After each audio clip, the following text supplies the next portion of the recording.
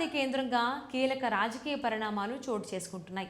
అమరావతిని ఆంధ్రప్రదేశ్ శాశ్వత రాజధానిగా గుర్తించాలని రాష్ట్ర కేబినెట్ తీర్మానం చేసింది. ఈ నెల 28న జరగనున్న ప్రత్యేక అసెంబ్లీ సమావేశంలో కూడా ఇదే అంశంపై ఏకగ్రీవ తీర్మానం ఆమోదించి కేంద్రానికి పంపనున్నారు. ప్రస్తుతం జరుగుతున్న పార్లమెంట్ సమావేశాల్లో ఈ ప్రతిపాదనకు ఆమోదం లభిస్తే అమరావతికి శాశ్వత రాజధాని హోదా దక్కే అవకాశం ఉంది. ఈ పరిణామాల మధ్య వైఎస్ఆర్ కాంగ్రెస్ పార్టీ సంచలన వ్యాఖ్యలు చేసింది.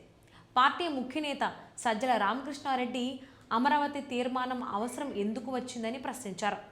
అసెంబ్లీలో తీర్మానం చేయడం కేవలం రాజకీయ డ్రామా అని ప్రజలను మభ్యపెట్టే ఎత్తుగడగా అభివర్ణించారు. అమరావతి పేరుతో అవినీతి ఆరోపణలు, రైతుల సమస్యల నుంచి దృష్టి మళ్లించే ప్రయత్నం జరుగుతోందని విమర్శించారు ఆయన.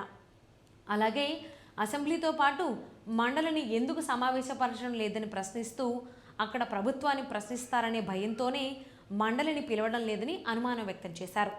రాజధాని నిర్మాణంపై ప్రభుత్వం ఆచరణాత్మక దృష్టితో ముందుకు సాగడం లేదని, దీన్ని రాజకీయ ప్రయోజనాల కోసం ఉపయోగిస్తున్నారని సజ్జల విమర్శించారు. గతంలో కూడా రాజధాని అంశాన్ని శాశ్వత రాజకీయ అంశంగా మార్చారని ఆరోపించారు. అయితే అమరావతి ప్రాంతానికి తమ పార్టీకి ఎలాంటి వ్యతిరేకత లేదని సజ్జల స్పష్టం చేశారు.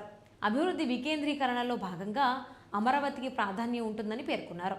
2019కి ముందే వైఎస్ఆర్ జగన్మోహన్ రెడ్డి అక్కడ ఇల్లు నిర్మించుకున్నారని గుర్తు చేశారు.